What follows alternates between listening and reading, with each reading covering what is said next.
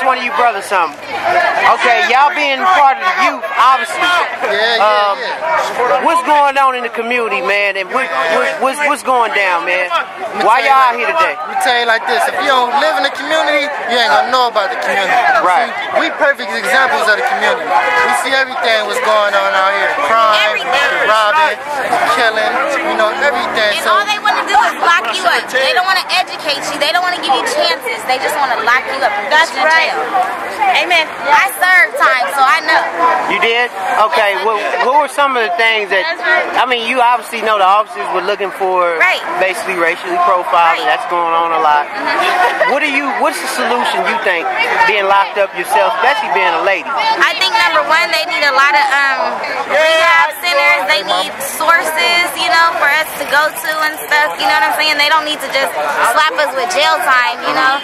They need to open up more programs, you know. We need more funding for programs instead of, they so quick to put somebody in jail because they get more money for someone being in jail, you know, instead of helping us to progress and better ourselves. This is your son here? This is my son. He's been there 12 years. Okay. For a non-violent spousal abuse. Right. He left his child as a baby. The mother abandoned them after he went to prison. He's kept himself clean all these years. He studied a lot of law. It's time for him to come up.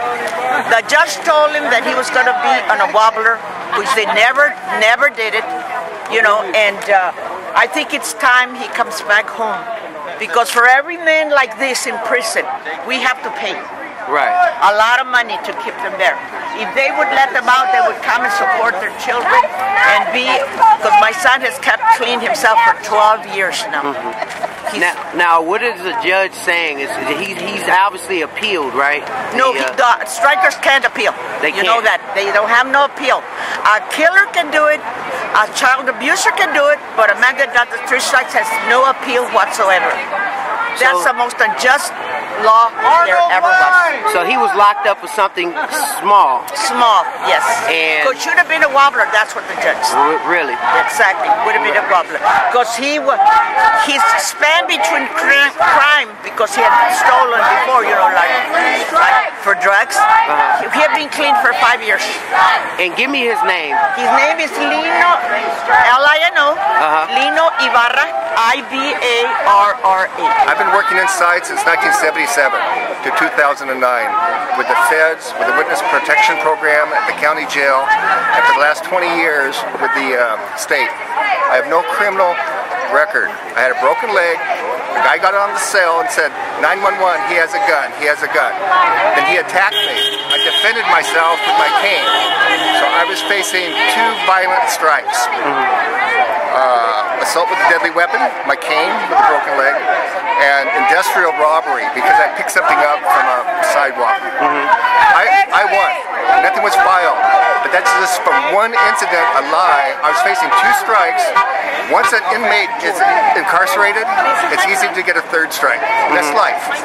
So at 62 years old, I'll be doing life in prison. Could happen to anyone. I'm here today because I wanted to see and talk with people that are involved with 3 strikes. I am running for seat number 3 for the Board of Trustees for all of our community colleges, and I wanted to talk to people to let them know that I can be a voice. I'm an advocate for those people that need to be reintroduced into our communities.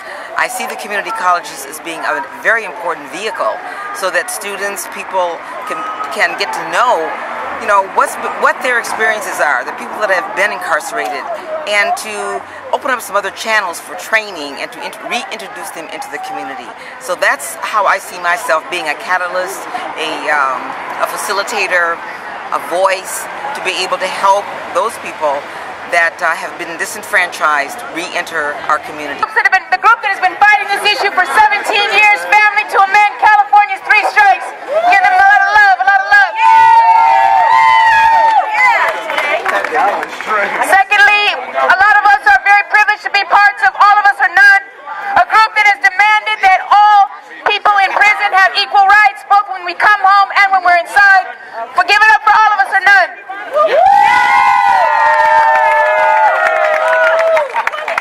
An amazing group from San Bernardino, Riverside area that fights for young people and women when they're coming home from prison, gives them housing, support, resources, time for a change.